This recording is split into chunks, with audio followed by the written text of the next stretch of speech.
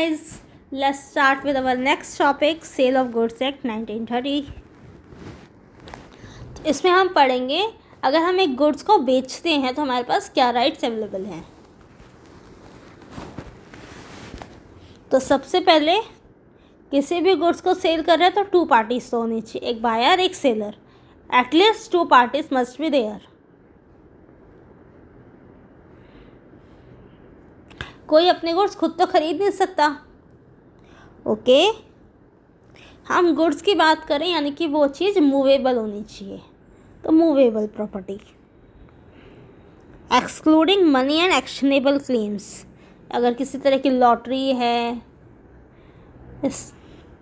Liquor है, इस तरह की चीज़ों को इनमें इंक्लूडेड नहीं करते और मनी को भी नहीं करते। प्राइस और कंसिडरेशन ज़रूर होता है। कोई कुछ खरीद रहा है, कोई कुछ बेच रहा है तो कंसिडरेशन होगा, एक प्राइस होगा। और ट्रांसफ़र ऑफ प्रॉपर्टी, आप कुछ खरीद रहे हो, कोई कुछ बेच रहा है तो ट्रांसफ़र ऑफ प्रॉपर्टी होगा। किसी के पास पोजीशन जाएगा और किसी से पोजीशन जाएगा। कोई बेचेगा, कोई खरीदेगा। किसी के पास से गुड्स जाएंगे, कोई गुड्स खरीदेगा तो किसी के पास गुड्स जाएंगे।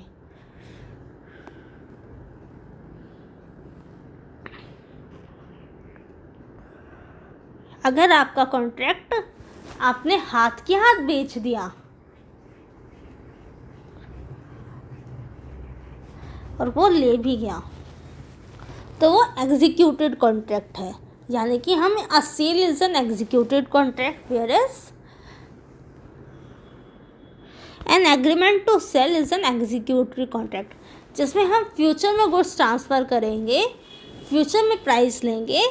हमने अभी एक एग्रीमेंट बनाया है सिर्फ, तो वो एक एग्जीक्यूटरी कॉन्ट्रैक्ट है। और जिसमें हम इमीडिएटली हाथ के हाथ गुड्स ट्रांसफ़र कर देंगे तो वो आपका एग्जीक्यूटेड कॉन्ट्रैक्ट है। अब हम क्लासिफिकेशन ऑफ गुड्स देखते हैं। सेक्शन है सेल ऑफ गुड्स एक्ट 1930 के सेक्शन 6 के अकॉर्डिंग। सबसे पहले देखेंगे हम एग्जिस्टिंग गुड्स। आप एक किराना स्टोर पे गए, आपने कहा मुझे एक नेहा की हर्बल मेहंदी का 3 वाला नंबर 3 का पाउच चाहिए, 10 रुपीज़ वाला। उनके पास अवेलेबल था तो उन्होंने दे दिया, तो ये एग्जिस्टिंग गुड्स के क्राइटेरिया में आएगा। उन्होंने कहा अभी नहीं है, कल आ जाना, आपको मिल जाएगा, तो ये फ्यूचर गुड्स की कैटेगरी में आ गया। और कंटिंजेंट गुड्स, अगर उन्होंने कहा आपके पास 2 पाउच रखे या 4-5 पाउच रखे, देखना इनमें से कोई है क्या, आपने सिलेक्ट किया कि हाँ यही वाला है, तो यहाँ वो कॉन्ट्रैक्ट वैलिड कॉन्ट्रैक्ट बन गया। वो गुड कंटिंजेंट था, वो 5 गुड्स कंटिंजेंट थे। आपने उनमें चूज़ किया कि हाँ ये वाला है, कि आपने ये परफॉर्मेंस ऑफ कॉन्ट्रैक्ट हो भी सकता था, नहीं भी। एक फ्यूचर गुड था कि हाँ ये हो भी सकता है या नहीं भी हो सकता है। इनको हम अनसर्टेन गुड्स और असर्टेन गुड्स में भी कहा जाता है। अनसर्टेन गुड्स में जिसमें पता नहीं है कि क्या ये गुड्स वही हैं, आपको शो किए जाएंगे, पता चला हाँ यही है, तो वो असर्टेन गुड्स बन जाएगा। और जब वो असर्टेन गुड्स बन जाएगा तब उसकी डिलीवरी होगी।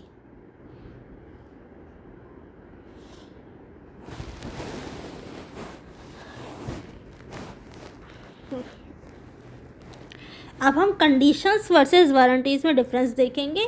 कंडीशंस का मतलब जो नेसेसरी आइटम्स हैं, उसके साथ आइटम्स से मतलब है नेसेसरी चीज़ें हैं, नेसेसरी कंडीशंस। वारंटीज़ में मतलब जैसे आपने एक वॉशिंग मशीन खरीदी तो जाहिर सी बात है कि वो कपड़ों को अच्छे से वॉश करेगी।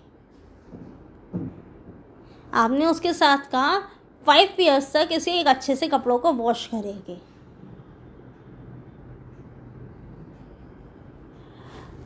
तो ये कंडीशन है।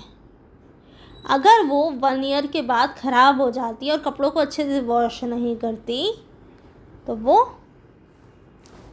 आप क्लेम कर सकते हो कि ये तो कपड़ों को वॉश नहीं करी, मुझे पूरी पेमेंट वापस दो। लेकिन कुछ केसेस में हो सकता है कि वो वारंटी की तरफ ले जाए, कह दें कि यहाँ आपके कपड़े सिर्फ इसकी एक आइटम, इसका एक कंपोनेंट ख़राब है, उसकी वजह से साफ़ नहीं हो रहे, आपको वो बदल के दे देंगे, आपकी मशीन सही चलेगी। तो आपको मानना पड़ेगा, उस मशीन का कंपोनेंट सही कराओ और अपनी मशीन चलाओ। वारंटीज़ आपके पास पहले से ही पता है। अगर कोई कंपनी सिर्फ वारंटीज़ का आपको क्लेम दे रही है तो आप सिर्फ वारंटीज़ ही क्लेम कर सकते हो। उन्होंने कहा कोई कंपोनेंट ख़राब होगा तो आपको इसके लिए हम वो कंपोनेंट देंगे बिना पैसों के। जैसे कुछ चीज़ें उसमें आता है, किसी इलेक्ट्रिक गुड्स में आता है कि 2 साल की कंडीशन और 5 साल का वारंटी, यानी कि 2 साल तक अगर मशीन नहीं चलेगी तो हम सही करके देंगे पूरी की पूरी मशीन, और 5 साल तक कोई कंपोनेंट ख़राब होगा तो हम वो सही करके देंगे आपको।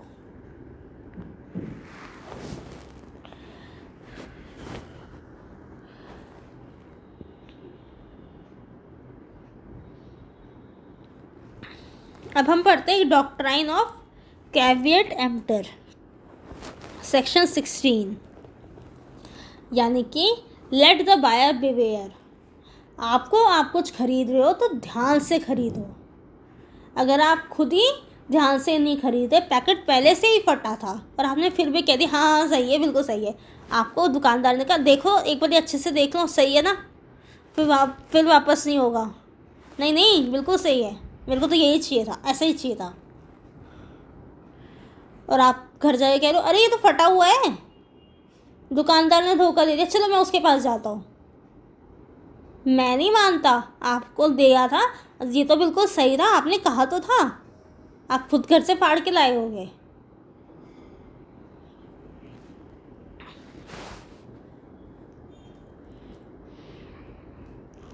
इसके एक्सेप्शंस आते हैं, जैसे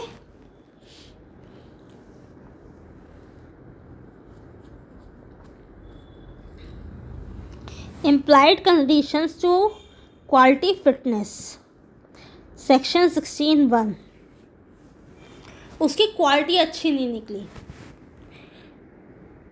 सेक्शन 15, सेल बाय डिस्क्रिप्शन, आपने जिस तरह से उसको डिस्क्राइब किया था वो गुड्स ऐसे नहीं थे, वो तो उससे अच्छे थे, उससे बेकार थे। जिस तरह से हमें डिस्क्राइब किया गया था वो गुड्स वैसे थे ही नहीं। मर्केंटाइल क्वालिटी, जो जैसे कि IFP की मशीन्स जब बेची जाती है, वॉशिंग मशीन्स, तो उसका जो अमेज़ोन पे मिलने वाला या कहीं भी किसी भी इलेक्ट्रॉनिक ई-कॉमर्स प्लेटफॉर्म्स पे मिलने वाले जो साइट्स हैं, उस पर अगर आप उसको वॉशिंग मशीन को टब क्लीन करने का जो सॉल्ट आता है वो सिंपल सॉल्ट आ रहा है। जब आप उसके सर्विस प्रोवाइडर्स को वो दिखाते हो तो वो पूछते हैं आपने कहाँ से मंगाया, ये डुप्लीकेट माल है। तो वो मर्केंटेबल क्वालिटी को फिट नहीं होता था। लेकिन जब आप उसको पूरा AV के स्टोर से ही मंगाओ तो वो रियल आता है, रियल वॉशिंग सोडा आता है। और ट्रेड यूसेज, जिस काम के लिए, जिस मेन काम के लिए उसे मंगाया गया था वो उसी के काम नहीं आ रहा है, तो उसका फ़ायदा क्या है।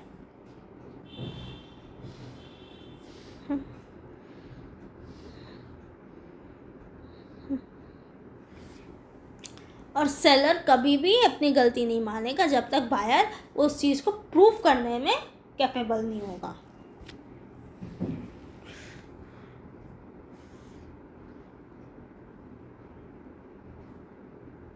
Transfer of ownership and risk, अगर आपने एग्जिस्टिंग गुड्स है, आपने हाथ के हाथ गुड्स को दिखाया, बेच दिया, तो ट्रांसफ़र ऑफ प्रॉपर्टी हो गया, रिस्क, ऑनरशिप, पोजीशन सब गया, ठीक है। लेकिन हमने जैसे कि कंटिजेंट गुड्स की बात की थी या फ्यूचर गुड्स की बात करी थी, अब फ्यूचर गुड्स पे आते हैं। जब तक आपने गुड्स ट्रांसफ़र ही नहीं करे तब तक ना तो रिस्क गया, ना ओनरशिप गई, ना पोजीशन गई। अब कंटिंजेंट गुड्स की बात करते हैं, जिसमें हम अनसर्टेन गुड्स और असर्टेन गुड्स की बात करते हैं। जब तक गुड्स असर्टेन नहीं हो जाते, वो बिक नहीं जाते, अब तक आपके पास कंसिडरेशन नहीं आ जाती, तब तक वो गुड्स की ना तो ओनरशिप जाएगी, ना पोजीशन जाएगा, ना रिस्क जाएगा। अगर आपके पास ओनरशिप आ गई, वो गुड्स आपने खरीद लिए, पेमेंट कर दी, आपके हाथ में गुड्स आ गए, अब वो फट जाता है, तो वो आपकी हैंडल है, आपके ऊपर है, उसके लिए आप जिम्मेदार हो। Exceptions to nemo dat quod non habet. Nemo dat quod non habet. Sale by mercantile agent, section 27।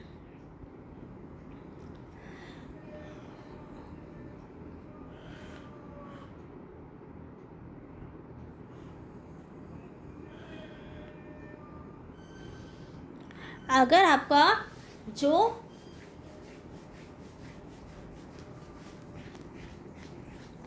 Owner है उसने आपको भेजा था इस गुड्स को सेल करने के लिए,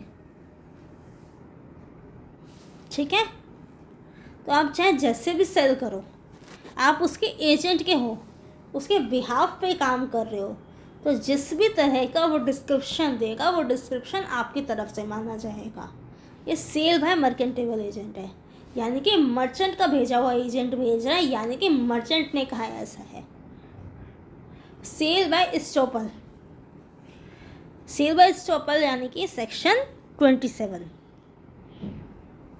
कोई इस तरह से दिखा रहा है कि वो आपका एजेंट है, शो कर रहा है आपके बिहाफ पे उसने किया है, और आप वहीं बैठे हो, आप उसको देख रहे हो, लेकिन आपने मना नहीं किया, जबकि वो आपका एजेंट था भी नहीं। आपने मना नहीं किया, आपने कहने दिया कि वो आपका एजेंट है, इस तरह से शोकेस आपने इस तरह की किया, आपने उस चीज़ को इस तरह से दिखाया कि वो आपका एजेंट है, तो वो आपका एजेंट ही माना जाएगा। अगर उसकी तरफ से कोई गलती आती है तो वो आपकी गलती मानी जाएगी उस गुड्स को बेचने में। Sale by unpaid seller, section 54। एक अनपेड सेलर जिसके पास पेमेंट नहीं आई, उसके पास कुछ राइट्स दिए जाते हैं, जिन राइट्स को हम आगे पढ़ेंगे नेक्स्ट स्लाइड में कुछ देर बाद। Flow chart, performance of contract, section 31 to section 44। Delivery by seller, performance of contract, वो कॉन्ट्रैक्ट कैसे परफॉर्म होगा। सेलर डिलीवरी कर देता है, ठीक है, जैसे कहा गया था, जहाँ कहा गया था, जिस टाइम कहा गया था, एग्जैक्टली वैसा जैसा आपने मंगाया था। एक्सेप्टेंस बाय बायर, बायर ने कहा हाँ गुड्स वैलिड है, सही है, मुझे ऐसे ही चाहिए थे, मैंने पेमेंट भी कर दी और डिलीवरी की जिस तरह से चाहिए थी वैसे ही है। ये आपके पास राइट्स हैं जो अनपेड सेलर के पास होते हैं, जिन्हें हम सेक्शन 45 टू 54 में पढ़ते हैं। तो let's get started. Rights against the goods, right of lean, section 47। आपके पास पेमेंट नहीं आई तो आपने कहा जब तक मेरे पास पेमेंट नहीं आएगी मैं तो गुड्स अपने पास रखूँगा, मैं बेचूँगा ही नहीं, मैं भेजूँगा ही नहीं, आपके पास ही गुड्स रखे हैं। नेक्स्ट, स्टॉपेज इन ट्रांजिट, यानी कि रास्ते में रोक ली, सेक्शन 50। आपने गुड्स भेजे तो थे, लेकिन बीच में आपको कोई वेयर हाउस पड़ रहा था, आपके पास बातचीत जो हुई थी उसमें कहा था आपके पास इस डेट तक पैसे आ जाएंगे, नहीं आए, आपने कहा मैं उस वेयर हाउस में रोक रहा हूँ, या आपने भी किसी जान पहचान या फिर कोई भी किसी से ही बात हुई है, उधर रोक लिया आपने गुड्स, आपका ट्रक का ट्रक खड़ा करवा दिया, भेजने ही नहीं, पहले पेमेंट करो। राइट ऑफ रीसेल, आप कह रहे हो मेरे पास पेमेंट नहीं आई, वापस गुड्स मंगा लिया, फिर अपने पास से गुड्स कहीं और बेच लिए।